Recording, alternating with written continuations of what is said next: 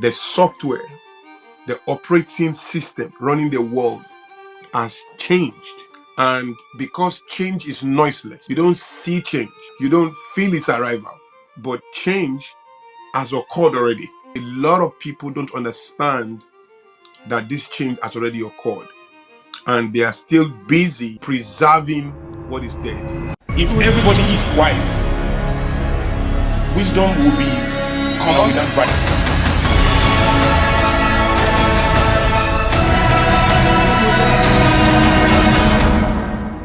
Feedback from the future. This is very important. One of the reasons why Beyond the Obvious dropping on Monday on Illuminate is so key. It's so key. I don't know how you are going to assess it. I don't know what you are going to do.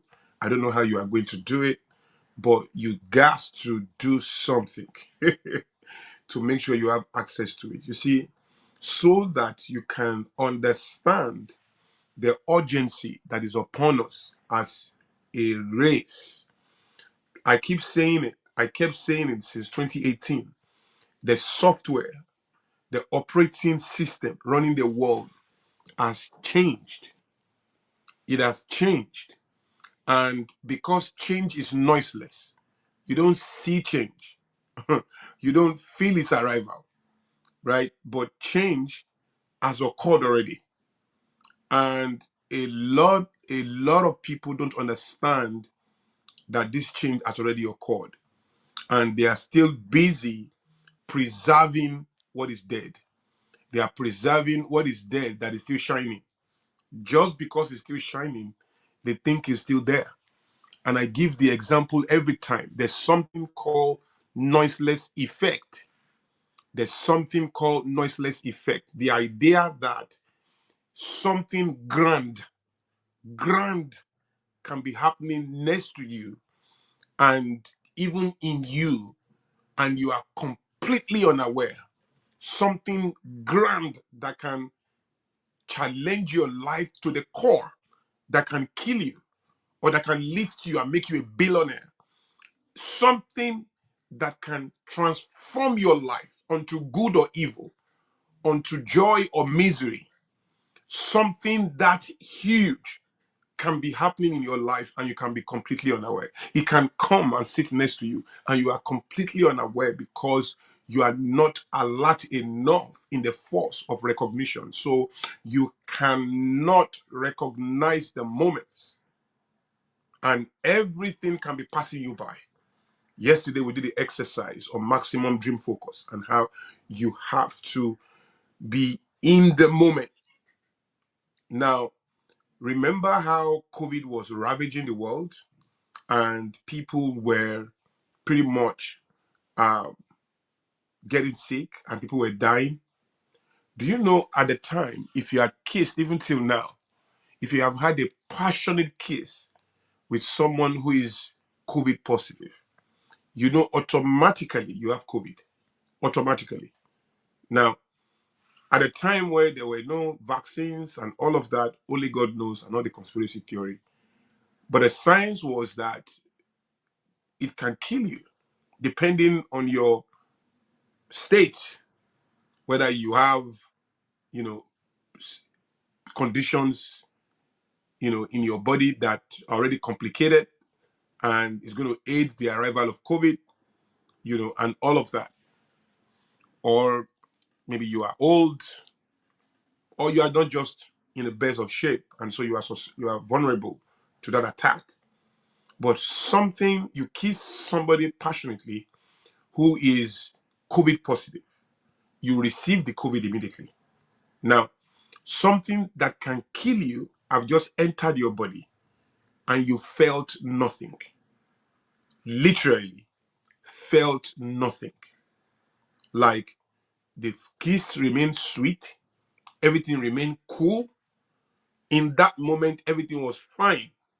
You can live even for some hours, even maybe even a day or two before it begins to take a toll on you.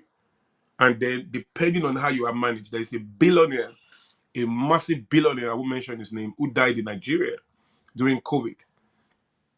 When he was diagnosed and he got his symptom, he walked into the hospital himself.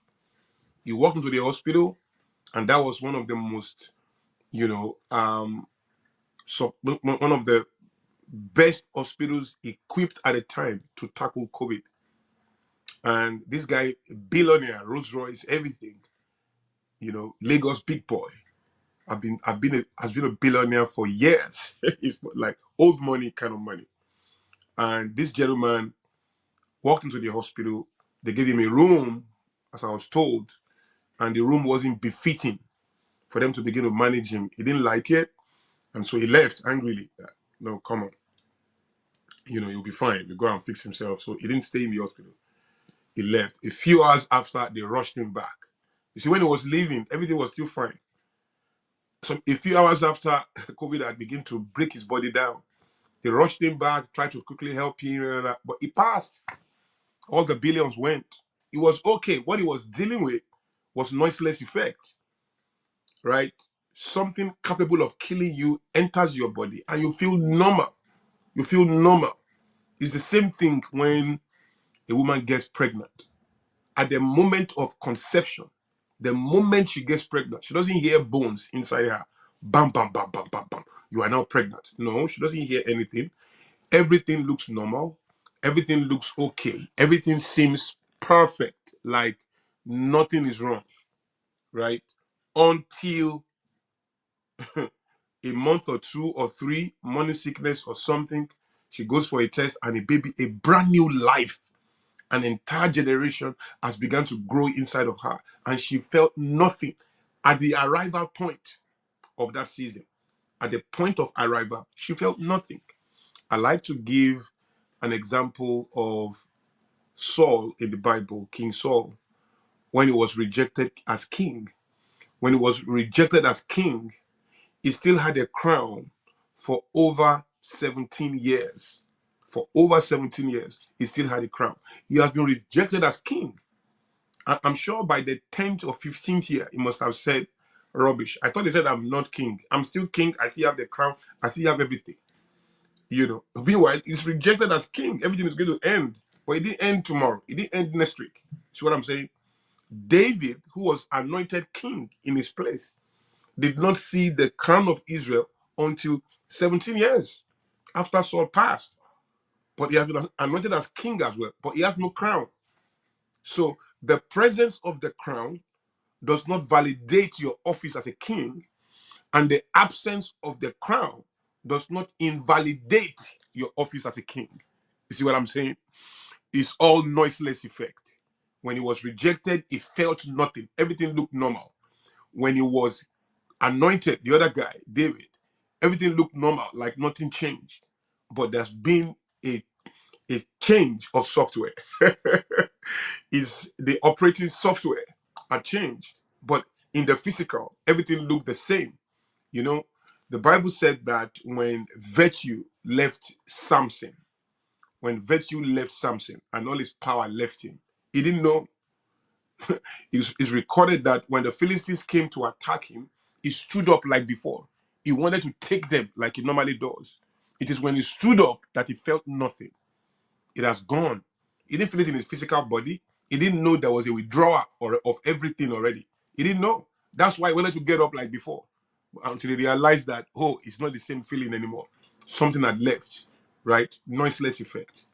Noiseless effect. So, in the same way that, HIV can get into you noiseless and can take you out, something that can kill you, the day cancer enters a body, there's no alarm that goes for, you now have cancer. Cancer has entered your body. You don't feel anything. In fact, one of the reasons why medical science will insist that you take regular tests and is so that you can catch the arrival of the cancer on time if you have it, right? You can catch it on time because the earlier you catch it, the higher your chances of survival, of beating it. But you have to keep testing because the day it comes, you feel nothing. You're not going to feel any pain in your body. Meanwhile, something capable of killing you has just started a reaction in your body, right? So that is the concept of noiseless effect. And the relationship with this conversation is that since 2018, A lot of changes in the human condition had begun, but they are all in that bracket of noiseless effect. We are not seeing it, but they are happening. But now they are becoming mature, and so we are experiencing it now. We are seeing all kinds of experiences. And if you ask me, what does all of this mean for the world? Look at what is going on with the trade wars from the United States, and how, see, the old rules have changed. Everything we used to call free trade is disrupted on many levels. This is not happenstance. This is our new reality.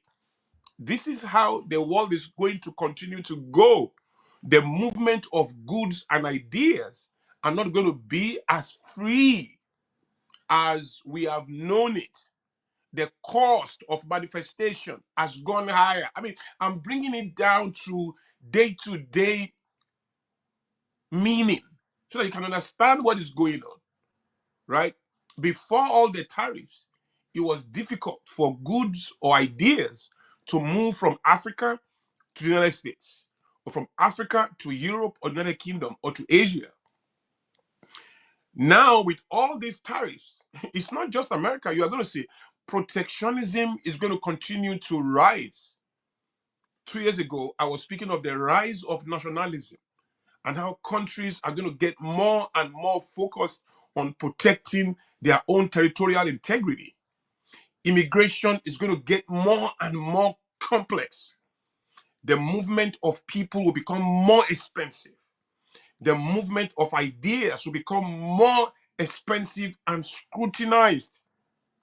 The movement of goods and services will become more burdensome. Businesses are going to be paying a very high price for existence. Continued existence is going to become more expensive. Continued relevance, continued dominance is going to become very expensive. And since 2018, I've been saying, listen, guys, very soon, the decade called 2020 to 2030, 10 years, will change everything. Everything you think you know, from technology to everyday issues of contemporary life, to agriculture, to medicine, to arts, to sciences. Everything is to fashion, to everything will change. Like I've said stupidly here at the time, you may not see a phone in your hand by 2030. You may not, your dog will be a robot, your maid will be a robot, right? You will be stunned at the kind of organizations you will not see again. A lot of companies, for one, have come late to the AI party. It's going to get more and more complex. Believe me, two things are defining the experience we are having now. Time is compressed and complexity is intensified. Write those two things down. The compression of time and the intensification of complexity. Complexity is intensified. Time is compressed. I'm going to tell you the only response you have to that. The only response you have, and if you have followed me for a while, you already understand this thought to an extent. The only response you have, I'm coming there.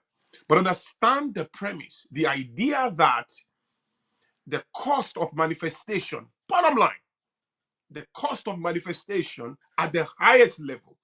I mean, also I'm in America. Maybe that can explain it. But look, you in Nigeria, you in Ghana, you in Gambia, you in Zambia, you in Kenya, right now, even you in London, even you in Canada, even you in Asia, wherever you are in the world, look at your library. Just go look at your library right behind you right now as you are seated. Pick the first 20 books you see in front of you. Almost all of them, or over 90% of them, are written by Americans or they are published in America. Think about that. So, listen, this is the economy that has realized that A balance of power is imagining, emerging, EMERG, yeah, is emerging. A new balance of power. Now, America in the 90s was you know, was a superpower, but it wasn't a unipolar world. It was a bipolar world, essentially, because you had a Soviet Union as a superpower standing toe to toe with the United States. The reason why the Soviet Union crashed, let's be clear, you can bring all kinds of theses, I would not disagree with you. But the core reason why the Soviet Union went down was they did not have the economic power to support their military expeditions, their military investment. They didn't have enough economic power to justify or to back up or to support or to maintain their military engagement or competition with the United States.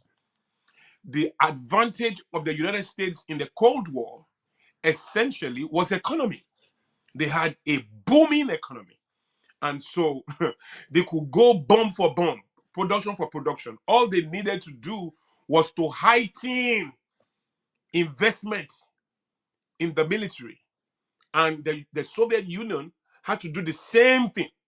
The difference was America had the economy to do that comfortably. The Soviet Union did not have the economy to do that comfortably. So at some point, diminishing returns set in. Diminishing returns, right? So you know what that is? The factors of production. All the four factors must be growing proportionately, increasing proportionately to avoid diminishing returns. Land, capital, entrepreneur, um, um, what's the fourth one? Factor of production, labor, labor. All of that. If just one of them, is not increasing proportionately with the others, there is a potential for diminishing returns. There is a critical potential for diminishing returns. So what happened to Soviet Union was they didn't have the economic power to sustain their military investments. So it was only a matter of time. They crashed together with the anthem. The nation disappeared, right? And so it doesn't matter what you are trying to do. It doesn't matter how many bombs you want to have. It doesn't matter how many weapons you want to have. If you don't have the economy to support it, you really are endangered regardless. It's as simple as that. You must have the economy to support it. Now, the United States today is still the world's largest economy.